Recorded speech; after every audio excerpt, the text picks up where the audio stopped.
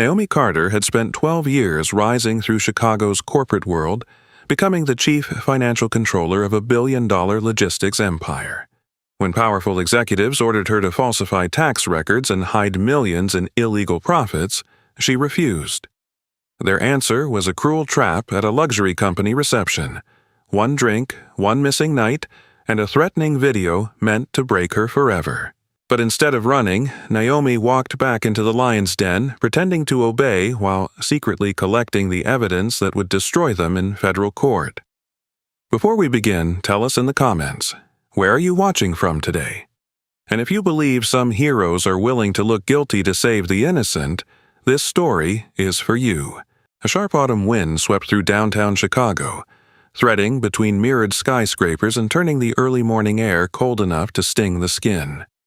The city was already awake, yellow taxis rushing below, the Chicago River reflecting pale silver light, and office towers glowing like glass giants against the gray sky.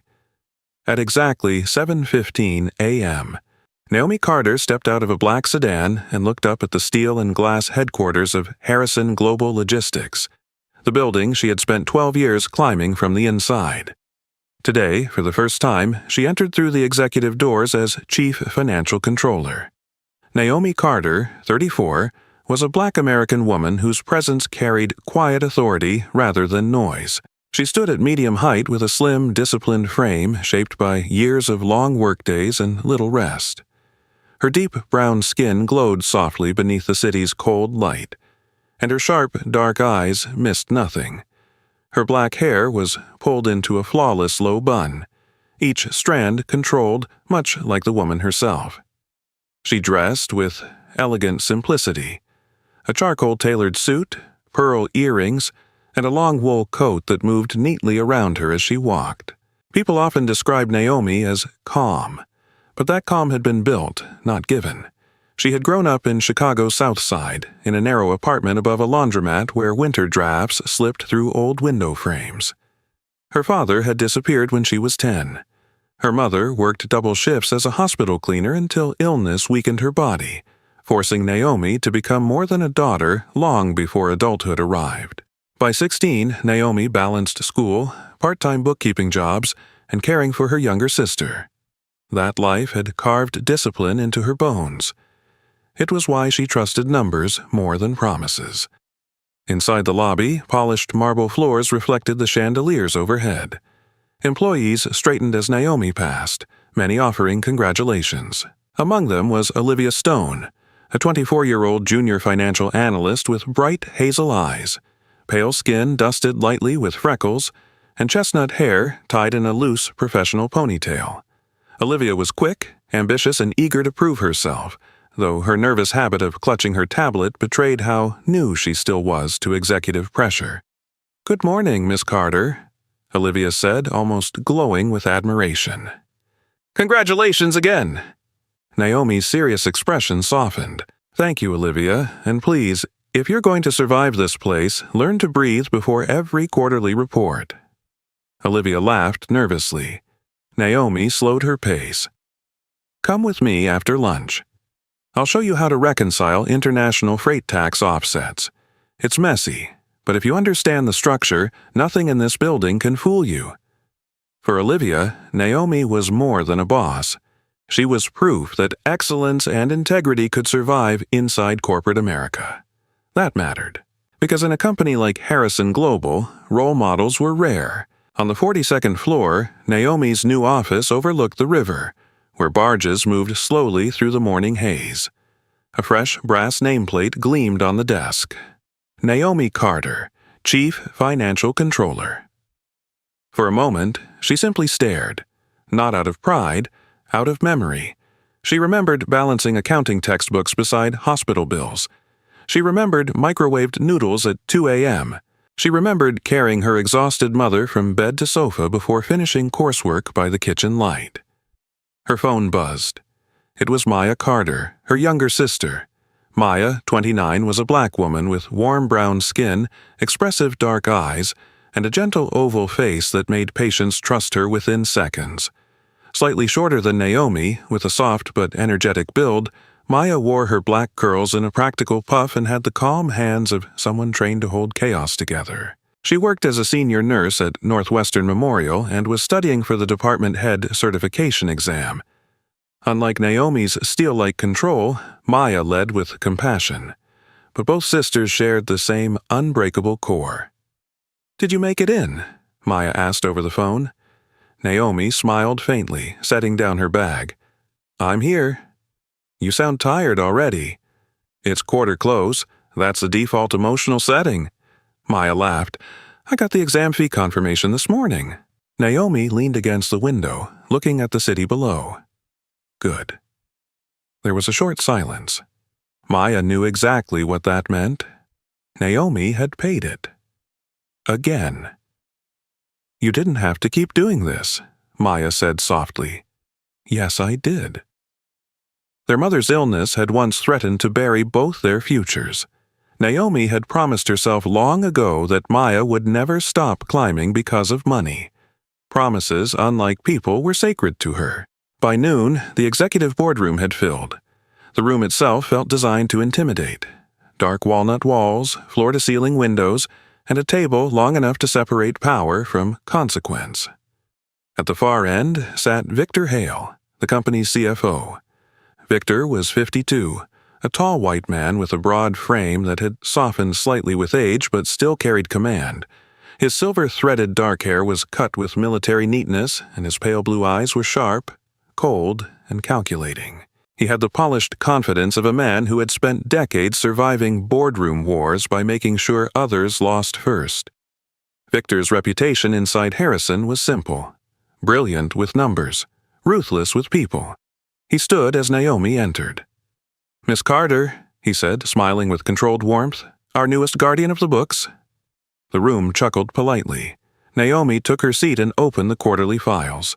The meeting began with shipping forecasts, customs exposure, European freight margins, and offshore logistics taxes. Naomi spoke with precision, correcting projections before anyone else noticed discrepancies. Victor watched her the entire time. Not with admiration, with measurement. When the others gradually filed out after the meeting, Victor remained seated. "So," he said casually, closing the folder in front of him, "there's one more matter." Naomi stayed where she was.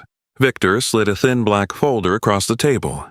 Inside were international tax statements tied to Harrison subsidiaries in Luxembourg, Singapore, and the Cayman Islands. At first glance, they looked normal, but Naomi saw it immediately. Deferred liabilities had been repositioned. Revenue exposure had been disguised. Millions in taxable profits had been shifted beyond legitimate compliance. Victor leaned back. "We need a softer treatment on these international obligations." Naomi lifted her eyes slowly. "Soft enough to retain around $32 million this quarter." The silence between them changed temperature. Naomi closed the folder. "That isn't tax optimization," she said evenly. "That's falsification." Victor folded his hands. "That depends on perspective." "No," Naomi replied. "It depends on law." For a moment, neither moved. Outside the glass walls, Chicago traffic crawled beneath the gray afternoon sky. Victor's voice remained calm. "You've worked too hard to stand where you are, Naomi. Women like you don't get these opportunities twice." The words were smooth, but beneath them was something uglier. A reminder of race. A reminder of power. A reminder of what he thought she owed the system that had finally let her in. Naomi's jaw tightened, but her tone never changed. "I didn't get here because someone allowed it. I got here because I earned it." Victor's eyes narrowed almost invisibly. "This company rewards loyalty." Naomi rose from her chair, then reward someone else. She placed the folder back on the table with deliberate precision. "I won't sign fraudulent tax records." The room seemed to grow quieter around them. Victor looked up at her, still seated, still smiling. But now the smile no longer reached his eyes. It was the expression of a man filing away a future decision. "Be careful, Naomi," he said softly. "Sometimes principles are expensive." Naomi met his stare without blinking. "I was raised poor. I know the price." Then she turned and walked out. As evening settled over Chicago, Naomi returned to her office. The city lights had begun to shimmer across the river, and the first hint of rain tapped softly against the glass. In the reception area, a muted television displayed financial news. A reporter stood outside a federal courthouse discussing a widening tax fraud investigation involving multiple logistics firms. Beside the anchor appeared Daniel Brooks, a 36-year-old federal tax attorney known for his relentless courtroom precision. He was a tall black man with a lean athletic build, warm brown skin, a clean jawline, and steady, intelligent eyes behind thin rectangular glasses. His calm voice and measured delivery made him a familiar face in legal media. Naomi paused. She recognized him instantly. Law school library, late-night coffee, arguments about ethics and justice. Daniel had once told her, "Fraud survives because good people assume someone else will stop it." The television moved on, but the words lingered. Naomi stood alone in the growing dark of her office, Chicago glowing beneath her like a field of distant fire. Behind her, the unopened folder still sat on the desk, and somewhere above the city, a storm was beginning to gather. Victor Hale had smiled, but Naomi had seen the warning in his eyes. This was no longer about numbers. It was the first move in a war. The storm Victor Hale had promised did not arrive as noise. It arrived as silence. By Monday morning, Naomi Carter understood the punishment had already begun. Her access to 2 strategic reporting channels had been quietly revoked. The weekly executive forecasting session she had chaired for years suddenly moved to a closed leadership format. A logistics expansion call with European tax consultants was rescheduled without her knowledge. Even the assistants on the 42nd floor had begun speaking to her with the careful politeness people used when they sensed invisible danger. No one said she was being isolated. That was what made it effective. Naomi sat in her office overlooking the gray Chicago River, the cold sky pressing low against the city. Her face remained composed, but inside, every change confirmed what she already knew. Victor was moving pieces around the board. Across the hall, Olivia Stone noticed it too. Olivia, still young enough to wear sincerity openly, stepped into Naomi's office with a tablet hugged against her chest. Her hazel eyes carried worry she was trying badly to hide. "They moved the Singapore customs audit call," Olivia said quietly. "You weren't copied." Naomi looked up from her screen, already aware. "That's because they wanted me to notice." Olivia hesitated. "Do you want me to forward the internal notes?" Naomi studied the younger woman for a moment. Olivia's ambition had not yet been corroded by corporate survival instincts, and Naomi respected that. But she also knew how quickly innocence became collateral damage in places like Harrison. "Not yet," Naomi said. "For now, just keep learning who's suddenly nervous." Olivia nodded, though the answer clearly unsettled her. By late afternoon, a company-wide memo landed in Naomi's inbox. Mandatory executive hospitality dinner. Location: the Marlowe Grand Hotel, Chicago River North. Attendance required for all finance leadership. Required. Naomi stared at the word longer than necessary. Victor did not waste opportunities. This was not networking. It was theater. And somehow she had already been cast. The Marlowe Grand Hotel rose above the Chicago River like a palace of glass and gold, its upper floors glowing against the black water below. Luxury cars lined the entrance, and inside, crystal chandeliers spilled warm light over polished marble and velvet walls. Naomi arrived just after 7. She wore a midnight blue evening dress beneath a long black wool coat, elegant without inviting attention. Her hair remained in the same immaculate low bun she wore to work, a quiet refusal to let the setting redefine her. But despite the calm surface, something about the evening already felt wrong. Victor Hale greeted her in the private event lounge with effortless charm. "You came," he said, holding a glass of champagne he barely touched. "I was told attendance was required." Victor smiled faintly. Good. Our Zurich partners appreciate discipline. Around the room stood senior executives, foreign investors, and tax consultants speaking in low, polished tones. Silver trays floated through the crowd. Jazz music played softly. Beyond the floor-to-ceiling windows, the Chicago River reflected fractured city lights. Then Naomi noticed someone unfamiliar approaching. The woman carrying the drinks tray was Vanessa Cole, Victor's executive assistant. She was in her early 30s, tall and narrow-shouldered, with porcelain skin, sleek blonde hair cut into a sharp, shoulder-length bob, and cool green eyes that never seemed to settle in one place for long. Vanessa moved with the smooth efficiency of someone who had spent years surviving close to power by becoming invisible when needed and indispensable when useful. She offered Naomi a crystal cocktail glass. "From Mr. Hale," Vanessa said pleasantly, "his recommendation, imported Japanese plum blend." Naomi normally avoided alcohol at corporate functions, but refusing now would create the exact scene Victor wanted. She accepted the glass. The first sip was sweet, almost floral. The second carried a strange metallic warmth she couldn't immediately place.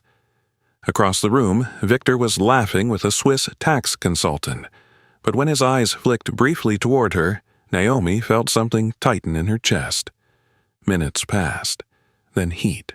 It began as a flush at the back of her neck, spreading down her spine like fire moving beneath the skin. Her fingers tightened around the stem of the glass. The room's golden light seemed suddenly too bright, too sharp. Her pulse accelerated, sound blurred. The jazz piano stretched into something distant and distorted. Naomi set the empty glass down too quickly, nearly missing the tray. She forced herself to breathe. This isn't stress. Her body knew it before her mind admitted it. Something was wrong. The warmth became overwhelming, turning into waves of dizziness that rolled through her skull. The edges of people's faces softened. Voices overlapped into meaningless fragments. Victor appeared at her side with perfect timing. "You don't look well," he said, his tone carefully public, almost concerned. Naomi tried to answer, but the floor shifted beneath her heels. "I need air," she managed. "Vanessa," Victor said smoothly, "help Miss Carter upstairs. One of the private suites is available." Naomi wanted to protest, but the words would not organize themselves. Vanessa's hand steadied her elbow. The last thing Naomi clearly saw was the reflection of city lights trembling in the window glass. Then, darkness folded in. At 8:47 p.m., Olivia Stone stepped out of a rideshare at the Marlowe Grand. She had not been invited to the executive reception, but Victor's office had requested revised freight variance documents, and she had rushed them over in person, eager not to disappoint. Inside the lobby, the event was in full motion. As Olivia approached the elevators, she froze. Near the security corridor, a hotel surveillance technician stood on a ladder adjusting one of the hallway cameras leading toward the executive suites. The technician, a heavy-set middle-aged man with tired eyes and a maintenance badge reading "R. Done," seemed strangely nervous, glancing over his shoulder twice in less than a minute. Standing beside him was Vanessa. Olivia frowned. Why would Victor's assistant be supervising security equipment during a private dinner? Vanessa noticed Olivia instantly. Her polite smile came too fast. "Late delivery?" Vanessa asked. Olivia lifted the folder. "Quarterly revisions." Vanessa stepped subtly between Olivia and the hallway. "Leave them with concierge. Executive access is restricted tonight." Olivia nodded, but as she turned away, unease settled deep in her stomach. Something about the camera angle had changed. It now pointed slightly away from the suite corridor, away from the exact place someone might need to see. Naomi woke to darkness. For several long seconds she didn't understand where she was. The room smelled of expensive linen, perfume, and the stale edge of spilled liquor. A city glow leaked through half-drawn curtains, casting fractured shadows across a luxury hotel suite she did not recognize. Her body felt heavy. Wrong. Every muscle ached with a deep, sick exhaustion. Her throat was dry. Her temples pulsed. The elegant dress she remembered wearing was twisted and partially unfastened, and the sight of it sent a cold shock through the heat still lingering in her skin. Naomi sat up too fast and pain shot behind her eyes. Memory came in broken flashes. The drink, the warmth, Victor's voice, the elevator. Then nothing. Her breathing became shallow. No. She swung her legs over the edge of the bed, forcing herself upright despite the trembling weakness in her knees. The room spun once before stabilizing. Her phone lay on the nightstand. The screen lit the instant her fingers touched it. 12 missed calls. Maya, her chest tightened. Then a new notification appeared. Unknown sender. A video file. Naomi's hand shook as she opened it. The screen showed the hotel suite. Her, unconscious. The angle was deliberate, predatory. Her stomach dropped so violently she nearly dropped the phone. Before she could even process the full horror of it, a text message appeared beneath the video. Sign the tax report, or everything ends. No signature, no name, it didn't need one. Naomi stared at the words, every instinct inside her recoiling between rage, fear, humiliation, and the first sharp edge of something colder. Understanding. This had never been revenge, it was leverage. A boardroom weapon sharpened into something personal. Her phone vibrated again. Another call from Maya. Across the city, her younger sister sat in a hospital break room under fluorescent lights, still in navy scrubs, worry etched across her usually calm face. Maya had called every hour since evening, her medical instincts screaming that something was wrong the moment Naomi stopped answering. But in the silent suite, Naomi let the call ring unanswered. She could not speak. Not yet. Miles away in a federal office, Daniel Brooks sat beneath the sterile white lights of the Department of Justice Annex, loosening his tie as a courier placed a sealed IRS preliminary review file on his desk. The label read, Harrison Global Logistics. Tax Exposure Review. Daniel's steady eyes narrowed. He opened the first page, and somewhere in the city, Naomi sat alone in darkness, the phone still glowing in her hand, the threat burning into her mind. Sign the tax report, or everything ends. That sentence followed her into the final silence of the night. Rain pressed softly against the windows of Naomi Carter's apartment, turning the Chicago skyline beyond the glass into a blur of gray steel and trembling light. Her home was small but immaculate, a one-bedroom high-rise unit overlooking the river. Every surface neat, every object placed with deliberate order. Usually the structure of the space calmed her. Today, it only made the silence louder. Naomi sat on the floor beside the couch, still wearing yesterday's oversized sweater, her knees drawn close to her chest. Her dark hair, no longer pinned into its usual flawless bun, fell loose around her shoulders in soft disarray. The elegance that had always defined her had been replaced by exhaustion. Her eyes were red from sleeplessness, her face pale beneath deep brown skin that usually carried warmth and composure. The phone lay on the coffee table, screen dark, still dangerous. For hours she had stared at it, replaying the same collision of emotions, humiliation, rage, fear, disbelief. Every instinct told her to disappear, to resign, to leave Chicago, to let the city swallow the truth the way it swallowed so many others. But beneath the pain was something older than fear. Discipline. The same instinct that had kept her studying through hospital alarms and unpaid bills now forced her mind into a colder rhythm. She began writing on a legal pad. Who benefits? Who had access? What did they need? The answer was obvious. Victor did not want revenge. He wanted compliance, which meant he still needed her. The realization changed everything. By noon, the rain had thickened, streaking silver across the windows as the city dissolved into mist. Naomi rose slowly, every muscle still aching, and walked to the bathroom mirror. She studied herself. There were no visible bruises, no proof anyone else would call proof, only the fracture inside. For a long moment she said nothing. Then, quietly, almost as if speaking to the younger version of herself from the South Side apartment, she whispered, "You don't survive this by hiding." The decision settled into place with terrifying clarity. She would go back, not because she had forgiven anything, because predators only relaxed when they believed the prey had stopped running. That evening, Maya Carter arrived unannounced.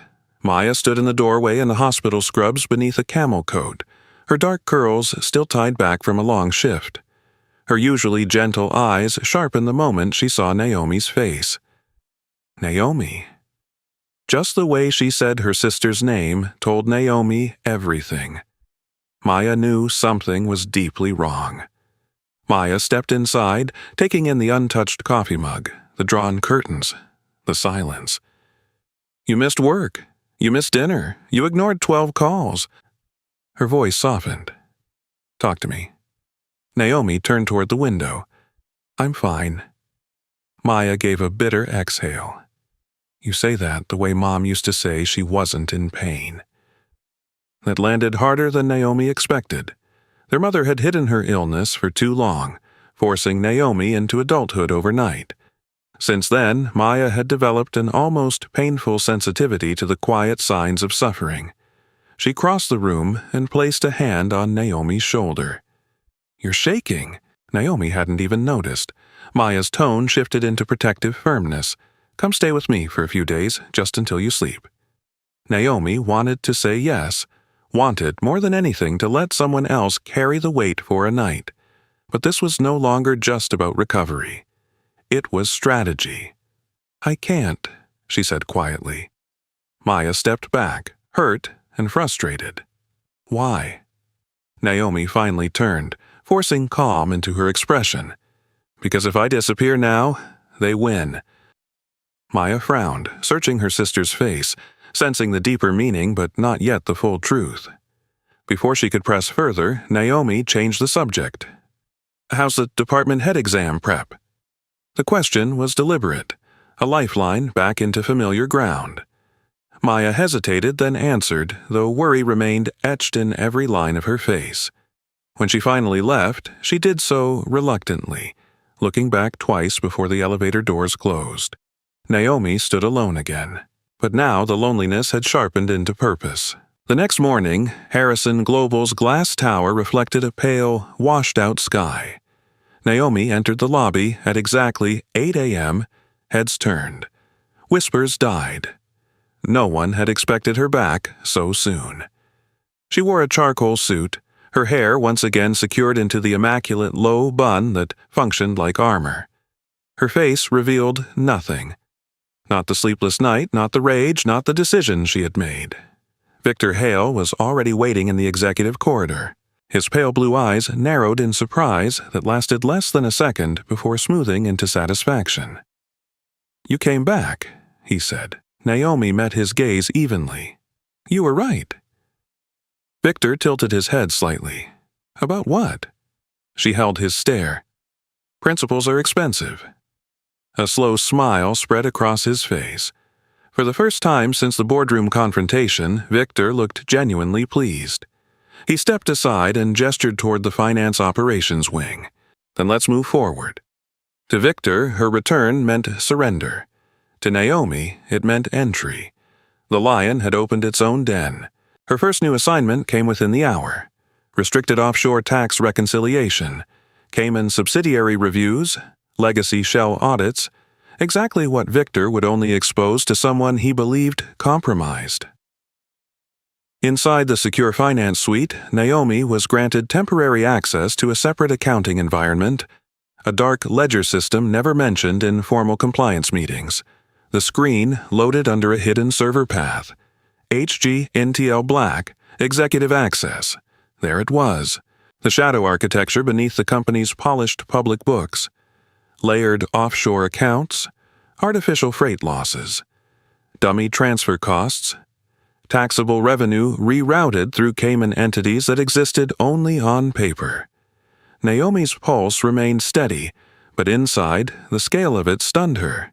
This was not simple fraud. This was an engineered international laundering structure. She worked carefully, opening files one at a time, never lingering long enough to trigger behavioral anomalies in the internal monitoring logs. At 11:15, Olivia Stone entered quietly carrying variance reports. Her hazel eyes flicked to the restricted terminal. Then to Naomi. Something unspoken passed between them. Olivia had spent the entire previous night replaying the image of that hotel camera being redirected away from the executive suites. Her trust in Harrison had begun to crack, and now seeing Naomi inside an executive black ledger system confirmed her worst instincts. "I updated the freight reserve adjustments," Olivia said, placing the file down. Naomi gave the slightest nod. As Olivia turned to leave, she quietly slipped a small flash drive beside Naomi's keyboard, hidden beneath the paper folder. Her voice barely moved above a whisper. "The system archive auto-purges every 6 hours." Then she walked out without another word. Naomi stared at the drive for one controlled second. Olivia was no longer just suspicious. She was helping. By afternoon, Naomi began copying data. Not recklessly, methodically. Each ledger snapshot was exported in fragments. Cayman holding accounts, shell vendor invoices, falsified tax liabilities, transfer authorizations routed through Luxembourg and Singapore. She compressed them into encrypted packets and moved them onto Olivia's drive in intervals small enough to evade voluminous alerts. Among the files, she found account credentials linked to a Cayman institution, Blue Tern Holdings Limited, a company that, according to public filings, did not legally exist. Yet millions had flowed through it. Naomi copied everything. When the final packet transferred, she slid the flash drive into the hidden inner pocket of her blazer. The first real evidence now existed outside Harrison's walls, exactly what she had come back for. Across the city, Daniel Brooks sat in his federal office, sleeves rolled to the forearms, studying the IRS preliminary Harrison file. Daniel's legal mind had always been forensic, less emotional than Naomi's moral clarity but equally relentless. Where she saw principle, he saw pattern. And one pattern now caught his attention. A sequence of electronic tax approval signatures tied to Harrison's international filings. One authorization code repeated across multiple suspicious reports. N. Carter, Shah, E-sign, 4,427. Daniel leaned back slowly. He remembered Naomi's obsessive caution from law school study sessions, the way she triple-verified citations and footnotes long after others gave up. She would never authorize false international tax filings without cause, which meant one of two things was true. Either Naomi had changed, or someone was building fraud around her credentials. Daniel's expression darkened. He pulled the file closer. The case had just become personal. As night fell over Chicago, Naomi exited Harrison Global with the flash drive hidden safely inside her coat. The rain had stopped, leaving the streets slick and reflective beneath the city lights. Victor watched her from the 42nd floor window above, satisfied by what he believed was submission. He thought she had returned broken. He thought fear had made her useful, and that belief was exactly what Naomi needed. She walked into the cold night carrying the first pieces of the Empire's hidden truth. By the time the next week settled over Chicago, Naomi Carter had perfected the expression Victor Hale wanted to see: obedience without enthusiasm, precision without resistance. She moved through Harrison Global's mirrored corridors with the same calm professionalism that had once earned her respect, but now every measured step was part of a performance. The flash drive from the Cayman ledger stayed hidden in a locked compartment beneath the false bottom of her desk drawer at home. While at work, she gave Victor exactly what he needed: the illusion of a woman who had learned fear. That Monday morning, the sky above the Chicago River was a dull silver, low clouds hanging over the city like pressed steel. Inside the executive finance suite, Victor stood beside Naomi's desk holding a stack of revised compliance files. His pale blue eyes studied her the way an architect studies a foundation after a storm. "These are routine international adjustments," he said, sliding the reports toward her. "Minor reconciliations, nothing sensitive." Naomi opened the top folder. On the surface, it was exactly what he claimed. Shipping reserve adjustments, currency timing offsets, deferred customs liabilities. the type of documents no auditor would question on sight. But she understood the real purpose immediately. Trust testing. Victor wanted to see whether she would sign. Naomi kept her face unreadable, picked up the pen, and signed each page with controlled efficiency. Victor's mouth curved into the faintest satisfied smile. The trap was working exactly as she intended. For a man like Victor, trust was not built through honesty. It was built through useful compromise. By noon, her permissions had expanded. Not just the offshore shadow ledgers anymore. Now, the entire international reporting architecture. Victor had opened every locked floor in the building. He believed fear had made her loyal. In truth, he had just handed her the blueprint of the crime. The global reporting system lived behind a secured executive portal buried beneath Harrison's main accounting environment. Naomi entered through encrypted credentials Victor personally approved, then watched as the deeper layers unfolded. The first crack in the empire appeared almost immediately. A discretionary fund labeled European Freight Stabilization Reserve had been routing millions through a private Belgian intermediary. The transfers never appeared in public earnings calls, yet every month the amount grew larger. A black fund, not for operations, for concealment. Naomi traced the movement path across the internal ledger map. Chicago, Rotterdam, Antwerp, Zurich, then into holding companies with no legitimate employee records. She kept her breathing steady and continued. The second layer was worse. Invoices from marine fuel vendors that did not exist. Dock repair expenses tied to ports Harrison had never legally leased. Container loss claims duplicated under 3 shell carriers. Ghost invoices. Every false bill created deductible loss structures while real cash moved elsewhere. Naomi exported the metadata quietly into segmented encrypted files. Then came the subsidiaries. On paper, Harrison had regional transport affiliates scattered across Malta, Cyprus, and Luxembourg. But the deeper registry exposed something impossible. No physical offices, no payroll, no customs licensing, no vessels. Paper companies. Ghost children born only to hide money. By late afternoon, the final structure emerged. The most dangerous one. A laundering chain built through maritime shipping. Illicit funds were being blended into freight insurance reimbursements and vessel maintenance write-downs, then routed back as legitimate international logistics profits. The sea lanes themselves had become washing machines for dirty money. Naomi leaned back slowly, the full scale settling over her like ice. This was not just tax fraud anymore. It was international financial laundering through shipping infrastructure. The kind of case that destroyed corporations from the top down. And Victor had just given her access to all of it. Across the floor, Olivia Stone was beginning to pay the price for standing too close to Naomi. Olivia had always been easy to underestimate. Young, polite, eager, with the kind of open expression older executives mistook for harmlessness. But beneath that approachable exterior was a mind Naomi had carefully trained to notice patterns others ignored. That morning, Olivia was called into Martin Graves's office. Martin, Harrison's senior operations director, was a broad-shouldered white man in his late 40s with a permanent frown carved into his square face. His thinning blonde hair and blunt military posture gave him the rigid air of someone who believed fear was a management tool.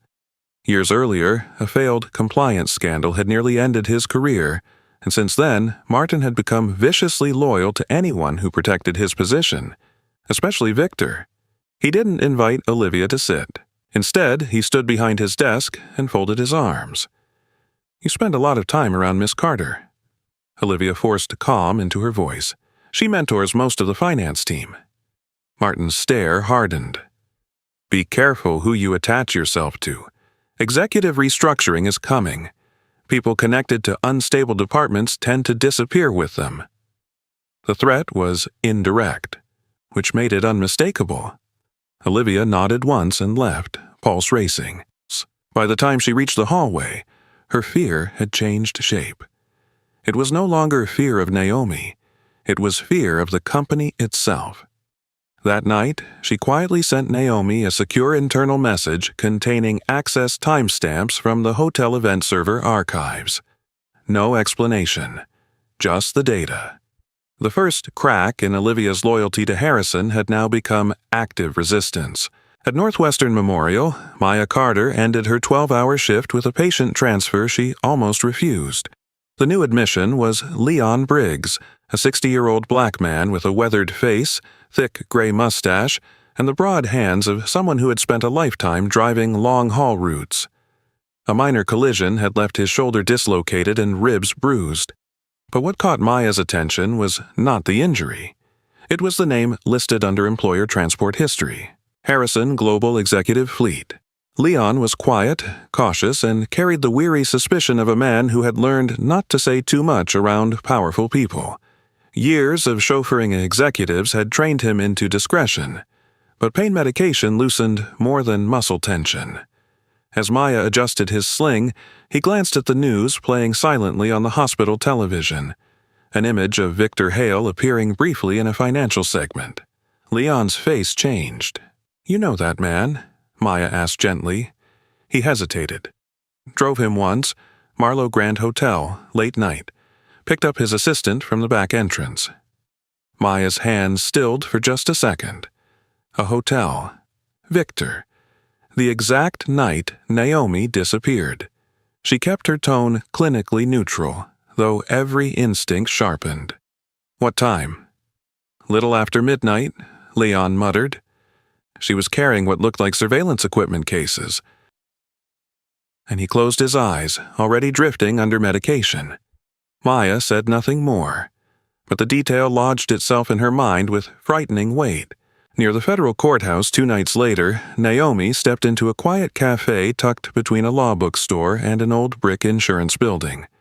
Rain tapped softly against the windows. The place smelled of espresso and old wood. Daniel Brooks was already seated in the far corner. Under the warm amber lights, Daniel looked exactly as Naomi remembered from law school. Tall, composed, warm, brown skin, sharp, intelligent eyes behind thin rectangular glasses, his calm presence somehow making every room feel more orderly. But years in federal tax prosecution had added something harder to him now. Patience sharpened into precision. He stood when she approached. "Naomi." Her voice stayed low. "You shouldn't have reached out. And you shouldn't be attached to electronic signatures in a federal fraud review." That stopped her. Daniel gestured for her to sit.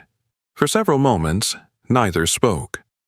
Then Naomi slid a folded sheet of paper across the table, a handwritten list of offshore routing entities and maritime shell subsidiaries, careful not to hand over digital evidence yet. Daniel scanned the names. His expression darkened with every line. "Do you know what this is?" he asked. "Yes." "A laundering chain?" "Yes." Daniel looked up slowly. "Then why are you still inside?" Naomi's eyes held his. "Because the cracks aren't enough yet." The answer hung between them, heavy with everything unsaid. Daniel nodded once. No lectures. No pity. Only trust.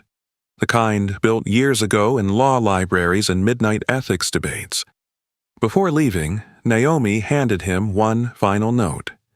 "Marlowe Grand, Hallway Camera Archives." Daniel slipped it into his coat. The meeting ended there. No promises. No plan spoken aloud. Only the silent understanding that the wall had begun to split. And inside Harrison Global, the first cracks were finally visible. Chicago woke beneath a hard blue winter sky, the kind of cold morning that made every breath feel sharp.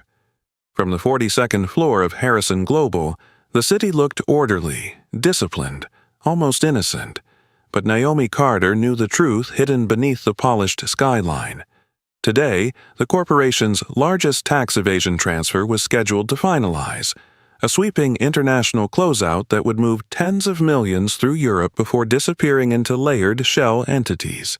It was the biggest transaction she had uncovered so far, and Victor Hale was treating it like a victory lap. For Naomi, it was the deadline. She stood in the executive finance suite in a graphite gray suit, posture flawless, face unreadable. Victor's trust in her had grown dangerous. He no longer hovered. He no longer tested her signatures on minor files. Instead, He now spoke openly in front of her, as if she had crossed some invisible line into his inner circle. "This closes the Rotterdam cycle," Victor said, sliding a secure tablet across the desk. "Once Zurich clears, the exposure vanishes." Naomi glanced at the figures. The structure was staggering. Maritime reimbursements, false customs loss declarations, deferred European liabilities, and Cayman routing all converging into a single laundering channel. The final deal. The largest one. And exactly what she needed. She signed the visible clearance pages with calm precision, then spent the rest of the morning quietly duplicating every underlying ledger trail. Zurich fund flows, Antwerp shell carriers, Cayman trustee authorizations, and executive override permissions bearing Victor's personal credentials. By 2 p.m., every file that mattered existed in triplicate. One encrypted drive in her coat, one cloud archive hidden behind a dormant legal research account Daniel had once shared with her in law school, and one offline backup she had already left inside Maya's apartment, sealed in an envelope beneath old nursing textbooks. Victor believed the empire was about to become untouchable. Naomi knew it had already been preserved. That evening, near the federal courthouse, Naomi entered Daniel Brooks's office through a side stairwell used mostly by clerks and late-night attorneys. Daniel's office was small but precise, lined with federal tax volumes, case binders, and a wall map marked with shipping routes. Under the warm desk lamp, his calm intelligence seemed almost surgical. Tall, lean, with warm brown skin and the same composed eyes Naomi had trusted since law school, Daniel carried the stillness of a man who could turn chaos into legal structure. Naomi placed 3 encrypted drives on his desk. "This is everything." Daniel looked at the drives for a long moment before reaching for them. "What exactly am I holding?" Naomi answered without hesitation. "Employee coercion, personal blackmail, financial fraud, federal tax evasion, evidence destruction." Daniel inserted the first drive into an air-gapped review laptop. Files unfolded across the screen. Offshore routing trees, false invoices, maritime laundering chains, camera metadata from the hotel corridor, surveillance blind spot adjustments, the threatening video file internal deletion authorizations. Daniel's jaw tightened. This was bigger than a corporate crime case. This was a criminal enterprise disguised as logistics infrastructure. For the next 3 hours, he began building the legal architecture around the evidence. Every crime was assigned its own federal exposure path. Employee coercion through forced fraudulent sign-offs and intimidation. Threats against personal dignity through non-consensual surveillance and extortion. Financial fraud through shell subsidiaries and ghost invoicing. Federal tax evasion through international concealment structures. Evidence destruction through tampered hotel surveillance systems and internal purge protocols. By midnight, the case was no longer theory. It was a weaponized federal filing. And for the first time since the hotel suite, Naomi felt the balance shift. At Harrison Global the next morning, Victor sensed something. Men like him survived because instinct often arrived before proof. In the executive war room, Martin Graves stood near the server oversight panel, arms folded, while Victor stared at a system anomaly report. Unexpected data extraction volumes, multiple archive accesses, dormant ledger branches reopened. Victor's pale blue eyes hardened. "There's an internal leak." Martin's square jaw tightened. "You think it's Carter?" Victor didn't answer immediately. He didn't need to. Instead, he turned to the company's head of digital systems, Ethan Ross, a thin, sharp-faced cybersecurity director in his late 30s, whose restless gray eyes and twitching fingers reflected a lifetime spent trusting machines more than people. Ethan had once built forensic recovery systems for a defense contractor before a whistleblower scandal ruined his government career. Since then, loyalty had become transactional. "Purge the international shadow servers," Victor ordered coldly, "everything tied to Rotterdam, Cayman, and Marlow." Ethan hesitated only once. "That'll trigger audit scars."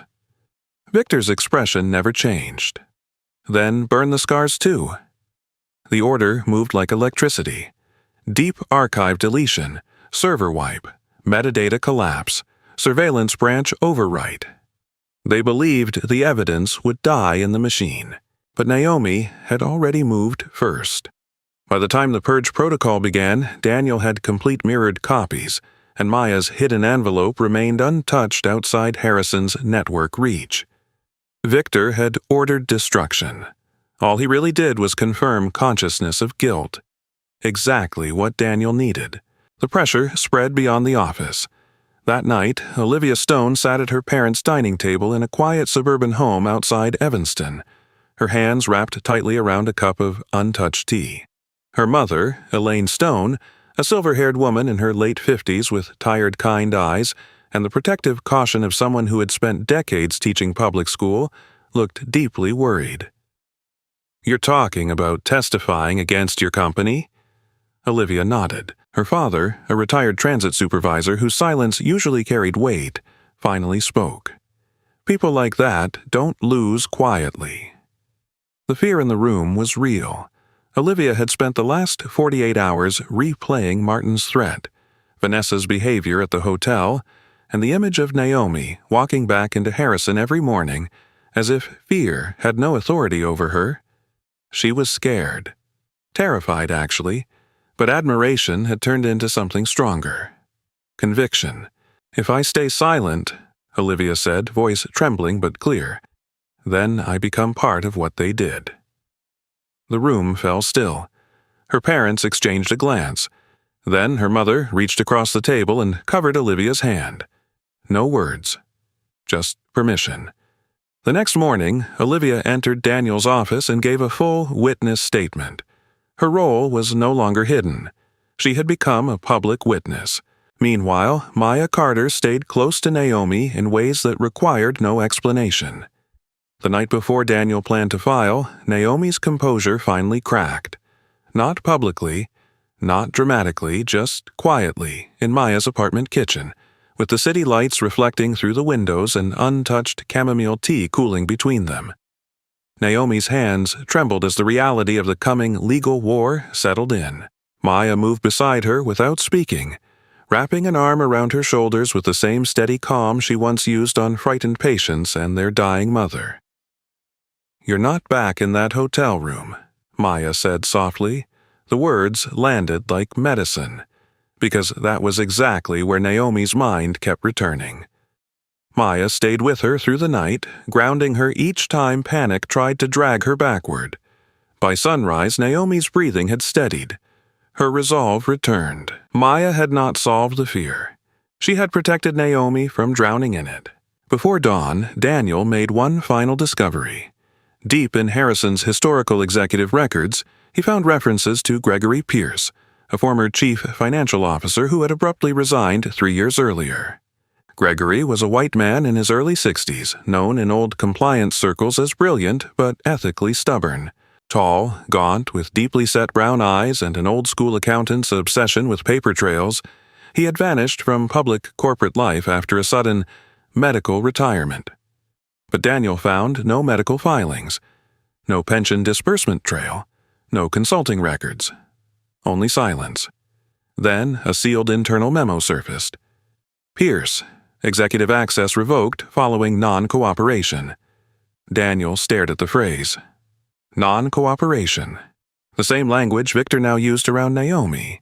The former CFO hadn't simply retired. He had disappeared from the system. Another witness? Another crack? But Daniel filed the discovery away for later. The legal strike now had to remain focused. By sunrise, the case file was complete. Naomi had beaten Victor to the evidence purge. Olivia had stepped forward as witness. The largest tax fraud deal in Harrison's history was preserved. And the counterstrike was ready. The morning of the hearing arrived under a pale Chicago sky, the federal courthouse rising from the downtown streets like a monument of stone and consequence. Wind moved sharply along the courthouse steps, catching coats, legal folders, and the low murmur of gathered reporters. By 8 o'clock, the plaza was already crowded with journalists, finance analysts, former Harrison employees, and curious onlookers drawn by whispers of a corporate scandal large enough to shake international markets. Naomi Carter climbed the courthouse steps in a black tailored suit, her posture straight, her expression composed. The cold air brushed across her face, but her body felt strangely still, as if every fear had already burned itself out in the nights leading to this moment. Her hair was secured in the same immaculate low bun she had worn through boardrooms, betrayals, and long hours beneath Chicago's gray skies. Today it felt less like armor and more like identity. Beside her walked Daniel Brooks, carrying the master case file in a dark leather briefcase. His calm presence grounded the space around him. Tall, lean, warm brown skin, rectangular glasses, and the controlled patience of a federal tax litigator, Daniel moved with the confidence of a man who had already spent the night mapping every possible argument the defense might attempt. Inside, the courtroom was larger than Naomi expected. High ceilings, polished wood, the seal of the United States mounted behind the bench, and rows already filling with press and observers. In the second row sat Maya Carter. Maya wore a navy coat over hospital scrubs, having come directly from an overnight shift. Her usually gentle face was tight with emotion. Dark eyes fixed on her sister with a mixture of worry and pride so intense it almost looked painful. She had spent too many nights watching Naomi carry impossible burdens in silence. Seeing her walk into a federal courtroom not as a victim, but as the woman bringing the truth forward, made Maya's chest tighten with something deeper than fear, pride, and the beginning of relief. Across the aisle sat Harrison's defense team. At the center was Gerald Mercer, the corporation's lead trial attorney. Mercer was a white man in his late 50s, silver-haired, impeccably groomed, with a narrow aristocratic face and the kind of polished courtroom charm built from decades of protecting powerful clients. He had once defended the pharmaceutical executives in a billion-dollar fraud case and was known for turning victims into witnesses against themselves. Victor Hale sat just behind him, dressed in a charcoal suit, face unreadable. But Naomi knew him well enough now. He still believed he had one final weapon: the video. At precisely 9 o'clock, the courtroom rose as Judge Eleanor Whitman entered. Judge Whitman was a black woman in her early 60s, tall, dignified, with silver-threaded natural hair cut close, and sharp, dark eyes that carried the weight of decades on the federal bench. Her reputation in Chicago was simple: brilliant, incorruptible, and utterly intolerant of legal theater. She took her seat, surveyed both sides once, and began. Daniel opened first. His voice was calm but razor-precise as he laid out the structure of the case: coercion, extortion, falsified tax systems, offshore laundering, and deliberate evidence destruction. Mercer countered smoothly, attempting to frame Naomi as a disgruntled executive employee seeking revenge after internal disciplinary action. The room remained balanced, until Victor made his move. Mercer rose again, this time introducing the private video from the Marlowe Grand Hotel. The defense strategy was obvious: humiliate her, destabilize her, make the courtroom see shame instead of evidence. For a fraction of a second, the room shifted. Naomi felt every eye move toward her. The same cold pressure, the same trap, the same expectation that she would break. Instead, she stood. No shaking, no hesitation. Her voice carried clearly through the courtroom. My body may have been violated, but my conscience was never for sale. The room went silent. Not the silence of uncertainty, the silence of impact. Even the reporters stopped typing. Maya covered her mouth, tears filling her eyes instantly. Daniel looked at Naomi with something close to awe because in one sentence she had done what no legal strategy could fully achieve. She had taken the defense's weapon and turned it into moral authority. Judge Whitman's expression sharpened. The balance in the room had changed. Permanently. From that moment forward, Daniel began dismantling Harrison Global piece by piece. First came the server data mirrors. Encrypted archive copies recovered before Victor's purge order.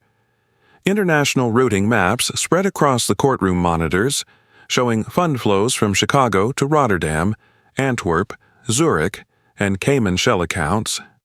Then came the tax revision histories. Every manipulated liability, every altered customs loss, every executive override, Victor's personal credentials appeared repeatedly in the audit trail. Mercer attempted to argue executive delegation authority, but Daniel calmly introduced the deletion order timestamps from Ethan Ross's purge logs. The attempted server wipe no longer looked defensive. It looked criminal. Next came the hotel camera footage, not the private suite video Victor had relied on.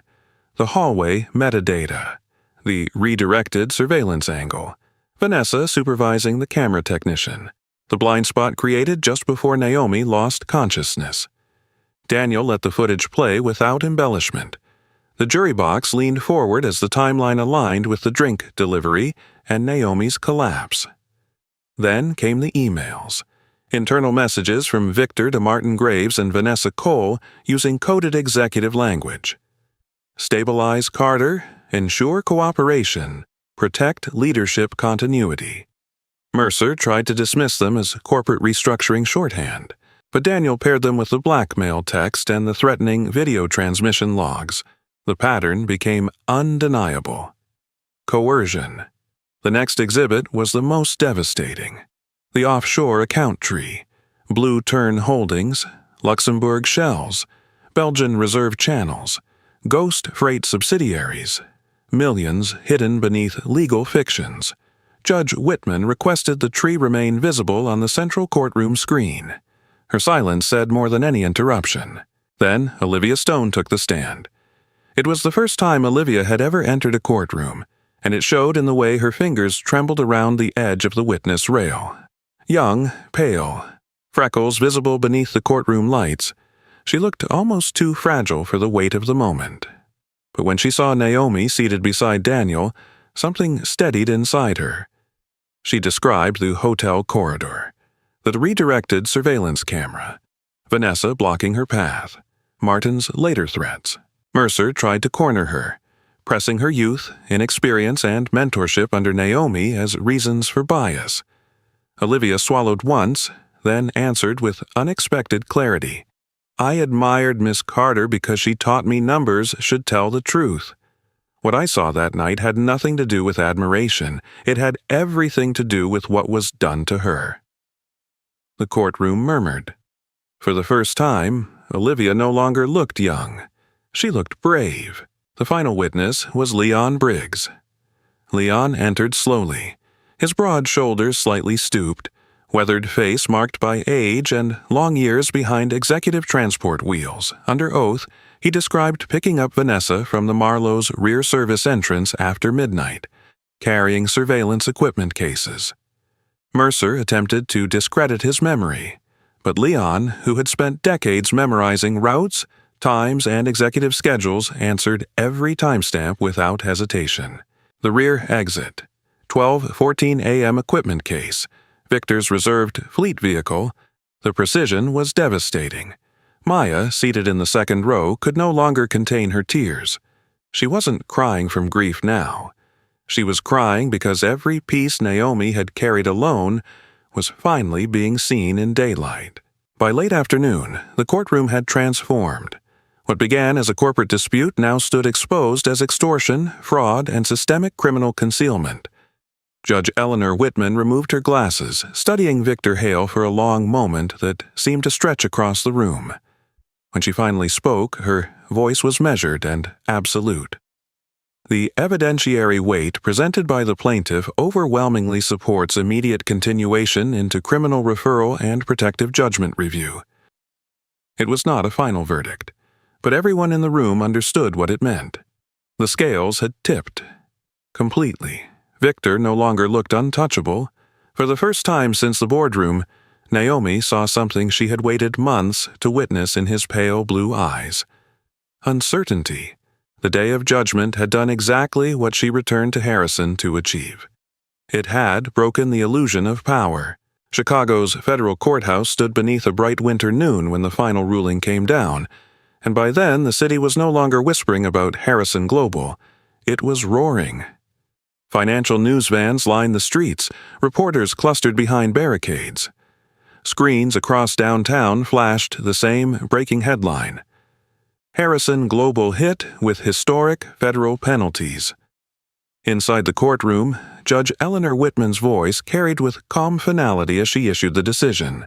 Harrison Global Logistics was ordered to pay hundreds of millions of dollars in federal penalties, restitution, and civil damages, including sanctions tied to international tax evasion, fraudulent maritime reimbursements, coercive misconduct, and evidence destruction.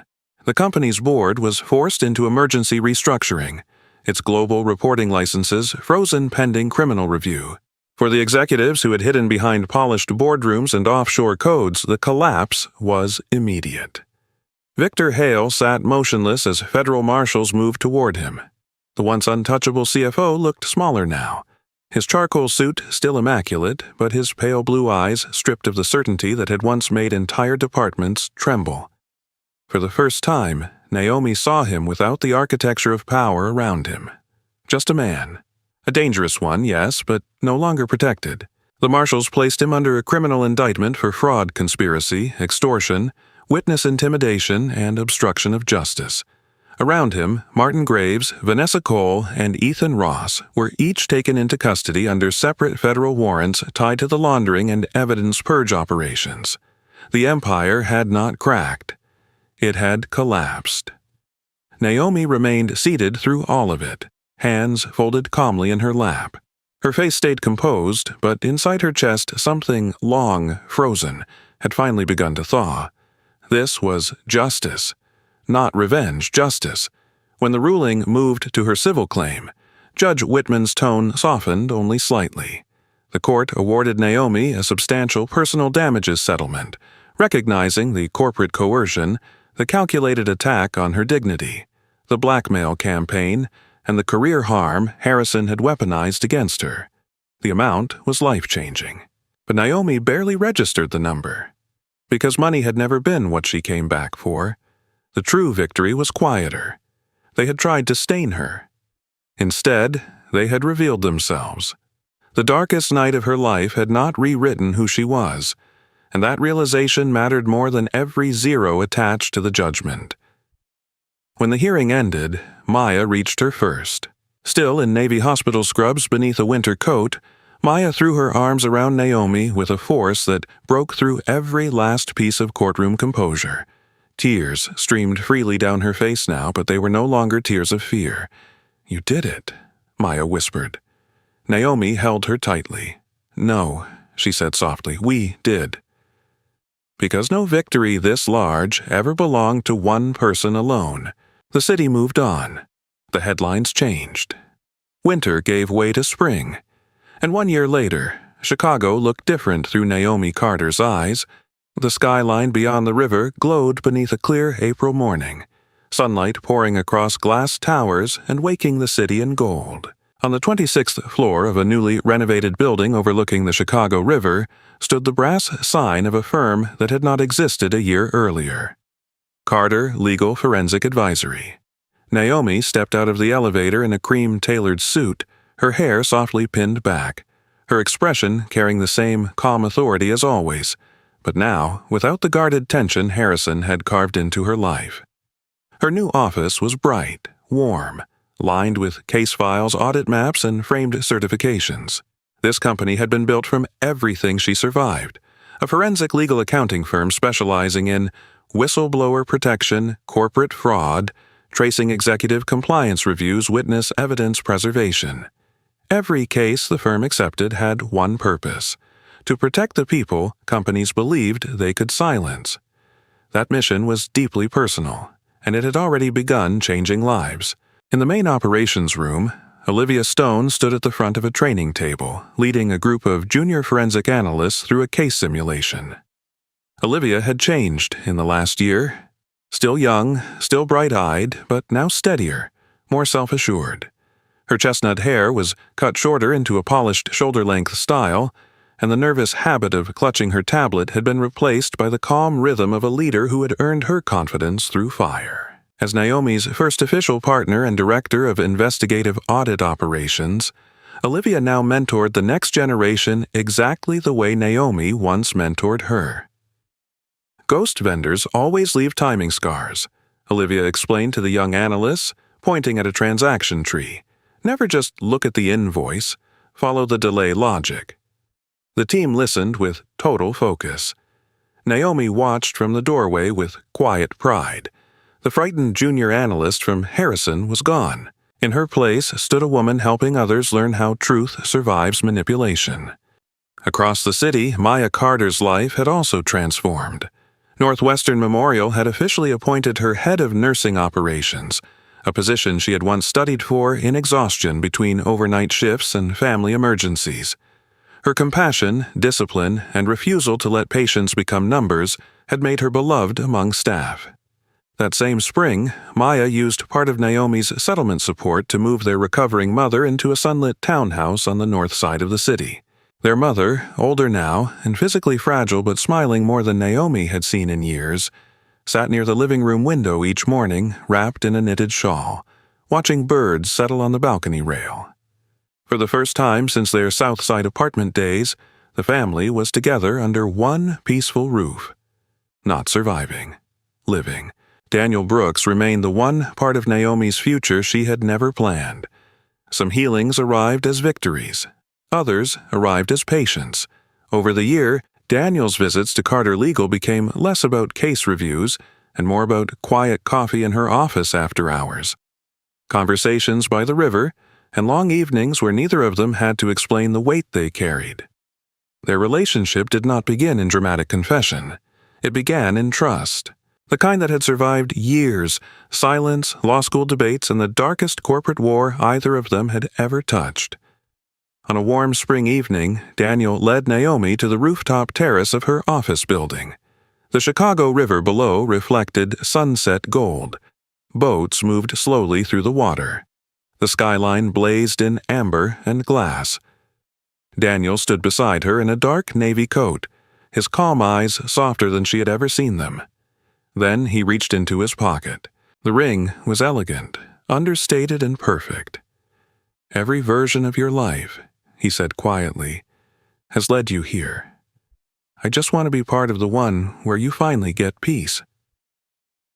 Naomi's breath caught. For a moment, the city disappeared. There was only the man who had believed evidence mattered, truth mattered, and she mattered. "Yes," she whispered.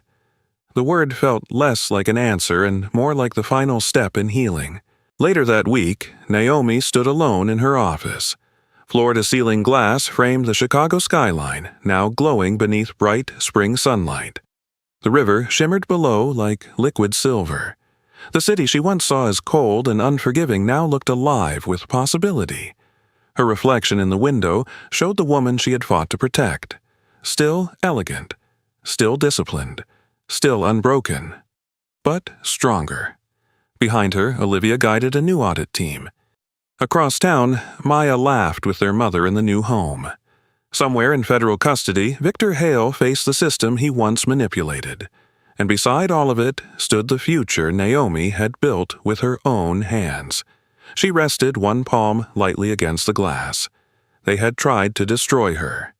Instead, they had forced her to discover exactly how powerful truth could become when carried by someone who refused to surrender. Naomi looked out over Chicago's shining skyline and understood the deepest truth of all. She had not only saved herself, she had changed an entire system. The lesson at the heart of Naomi Carter's story is simple but powerful. Life will sometimes place us in situations where doing the right thing feels far more costly than staying silent. In our daily lives, we may not face a courtroom, a billion-dollar corporation, or a public battle, but we all face moments where our honesty, dignity, and conscience are tested. It can be in the workplace, in our families and friendships, or even in the way we treat strangers. The truth is that character is not built in easy moments. It is revealed when fear, pressure, or humiliation tries to push us away from who we truly are. This story teaches us that pain does not define us unless we surrender our values. Naomi was attacked in ways meant to break her spirit, yet she chose patience, wisdom, and courage over revenge. That is a lesson for everyday life. When people treat us unfairly, when systems feel stronger than us, or when society still struggles with prejudice and discrimination, we must remember that integrity is a quiet strength no one can steal. Respecting others across race, status, gender, and background is not only kindness, it is justice in action. There's also an important educational lesson here about workplace ethics and personal boundaries. Never ignore red flags, never let fear silence your voice, and never believe that power makes wrongdoing acceptable. In schools, offices, businesses, and communities, healthy systems survive only when ordinary people choose honesty over convenience. My reflection on this story is that the real victory was never the money or the court decision. The true victory was Naomi's ability to protect her soul from becoming like the darkness she fought. That is what makes this story deeply human and deeply educational. If this story touched your heart, inspired your faith, or reminded you of your own struggles, please share it with someone who may need strength today. Let us know in the comments where you are watching from and what lesson stayed with you the most. If you believe truth still matters and courage can still change the world, type Amen in the comments so this message of hope can reach more people. Please like this video, share it with your family and friends, and subscribe to Stories That Change Lives for more powerful life lessons and inspiring journeys. May God bless everyone watching, protect your home, strengthen your heart, and guide you to always choose truth, dignity, and courage in your own life. Amen.